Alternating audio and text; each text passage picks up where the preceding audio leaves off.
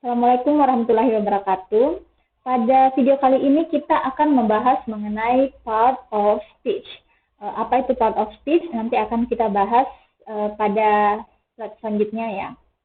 Kita mulai saja materinya.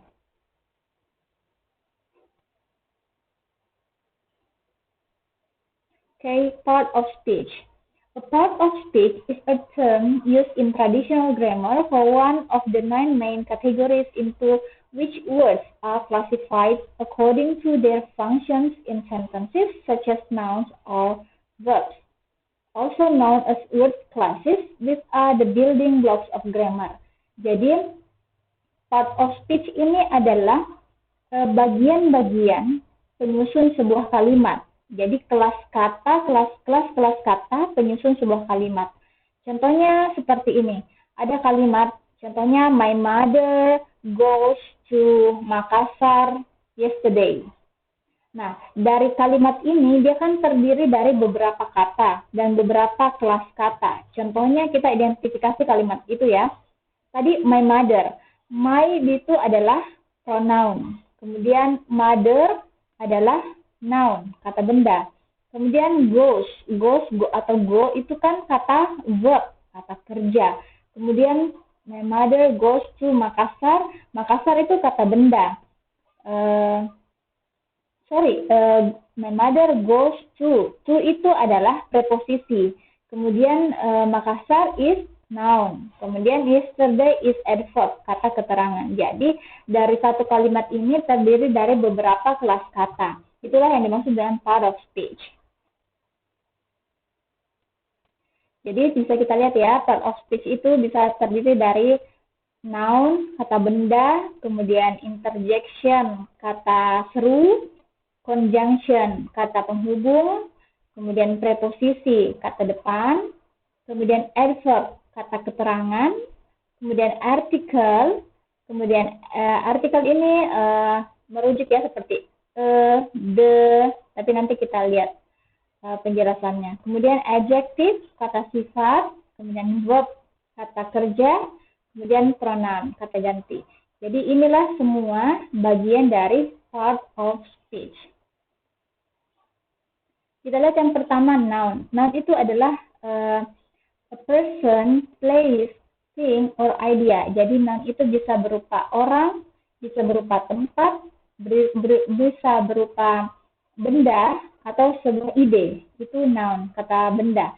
They can take on myriad of roles in a sentence from the subject of it or to the object of an action. Jadi noun itu bisa, pada kalimat itu dia bisa berupa subjek, dia juga bisa berupa objek pada kalimat. They are capitalized when they are the official name of something or someone, called proper nouns in these cases. Jadi kalau kayak berupa nama orang atau proper noun, biasanya dalam kalimat berarti diawali dengan huruf kapital. Contoh noun itu adalah pirate, Caribbean, ship, freedom, Captain Jack Sparrow. Ini adalah semua contoh-contoh kata benda. Selanjutnya pronoun. Apa itu pronoun? Pronoun itu adalah kata ganti ya. Pronouns stand in for nouns in a sentence. They are more generic versions of nouns that refer only to people. Contohnya pronoun itu seperti I, you, he, she, it, ours, them, who, which, anybody, ourselves. Ini semua adalah bentuk-bentuk pronoun. Iya. Ini contoh table in pronouns dalam bahasa Inggris ya. Contoh kita lihat yang pertama. First person, orang pertama ya, orang pertama tunggal. Contohnya kalau sebagai subjek pronoun itu I. Contohnya I go to school. Jadi di sini I-nya dia sebagai subjek pronoun. Kemudian objek pronounnya me. Contohnya misalkan ada kalimat ya, you and me. Jadi me di sini sebagai objek pronoun.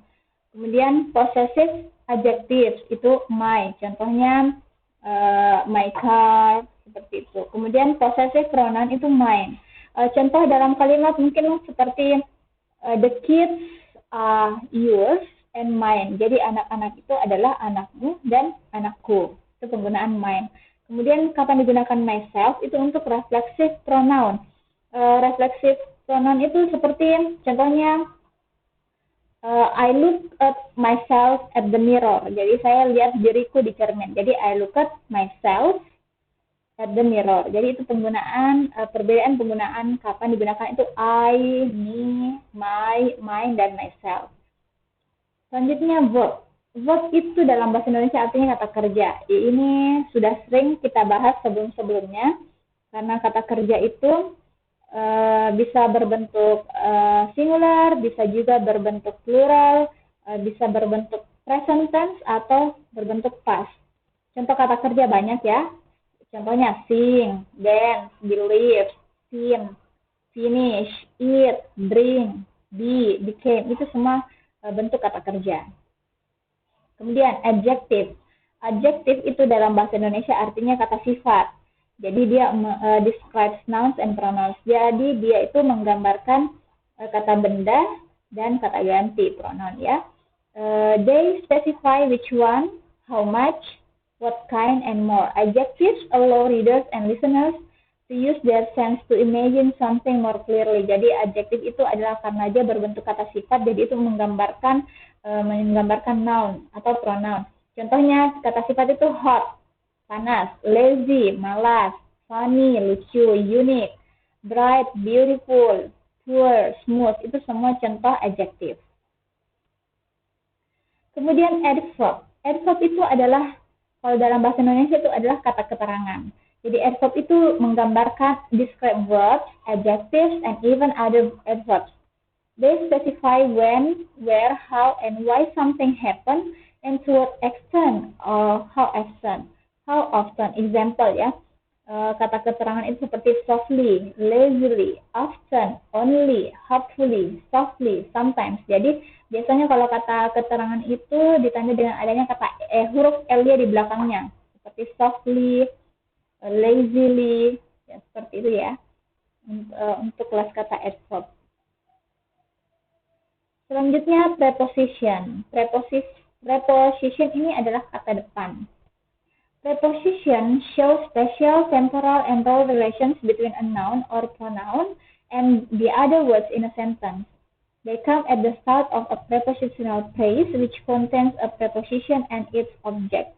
Jadi preposisi ini contohnya seperti kata about, kata up, over, against, by, for, into, close to, before, after, between, among. Jadi kalau ada kata ini adalah salah satu jenis kelas kata preposisi.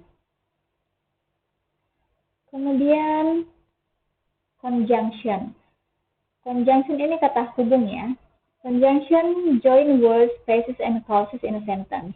There are coordinating, subordinating, and correlative conjunction.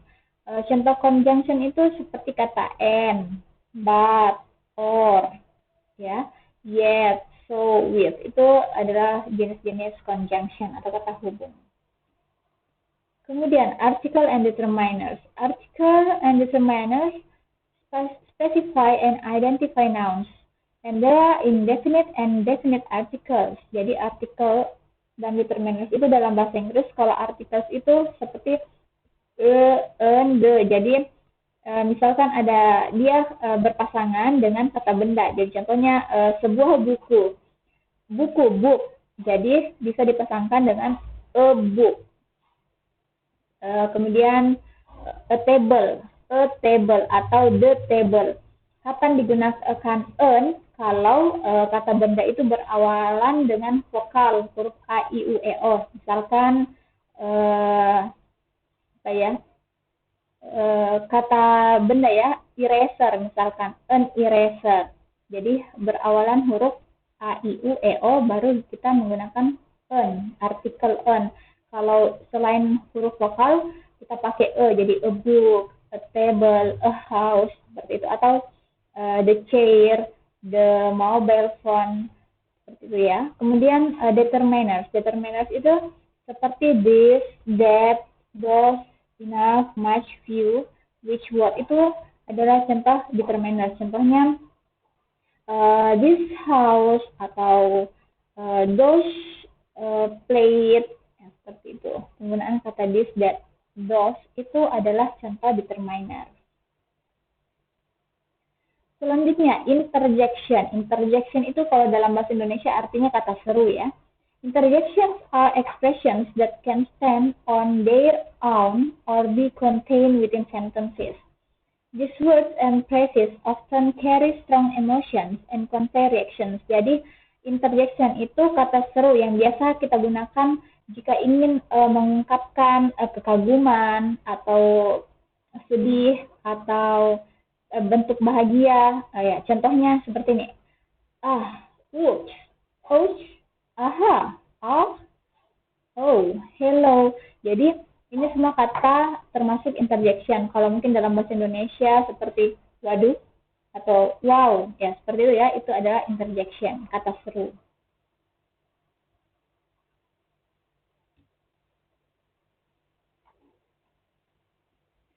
Oke, ya itu saja tadi penjelasan mengenai part of speech, di mana part of speech itu adalah kelas kata yang membentuk suatu kalimat. Jadi sebuah kalimat itu pasti terdiri dari berbagai macam part of speech, kelas kata. Ya, mudah-mudahan kalian bisa mengerti. Jika ada pertanyaan bisa ditanyakan melalui email atau WhatsApp. Terima kasih atas perhatiannya. Assalamualaikum warahmatullahi wabarakatuh.